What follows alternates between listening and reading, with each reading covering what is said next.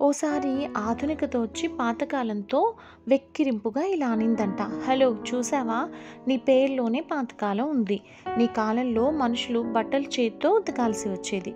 కాలినడకన ఒక చోటు నుండి ఇంకో చోటికి వెళ్ళాల్సి వచ్చేది. ఇల్లు పొరకతో ఊడవాల్సి వచ్చేది. ఒకటేమిటి, కుక్కర్లు లేవు, ఏసీలు లేవు, ఫ్యాన్లు లేవు. ఇక రుచికరమైన భోజనం అంటావా, పిజ్జాలు, బర్గర్లు, పానీపూరీలు ఇవి లేనే లేవు. ముఖ్యంగా ఫోన్ లేదు అందట వెటకారంగా.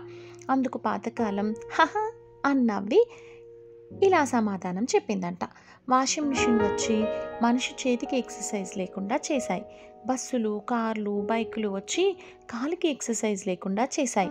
రోబో వచ్చి నడుముకు ఎక్సర్సైజ్ లేకుండా చేసింది. ఏసీ వచ్చి చల్లగాలిలో మాధుర్యం మరిచేలా చేశాయి. పిజ్జాలు, బర్గర్లు వచ్చి అమ్మ చేతి వంటకు వంకలు పెట్టేలా చేశాయి. ముఖ్యంగా ఫోన్ వచ్చి మనిషికి మనిషికి దూరం పెంచాయి. ఇవన్నీ మా కాలంలో లేవులే అమ్మా. మీ కాలంలో ఉన్న obesity, sugar, BP, thyroid problems మా కాలంలో ఎక్కడున్నాయి మరి? మీరే గొప్పలే అనుకుంటూ వెళ్ళిపోయిందంట. మీరు చెప్పండి ఏది గొప్ప?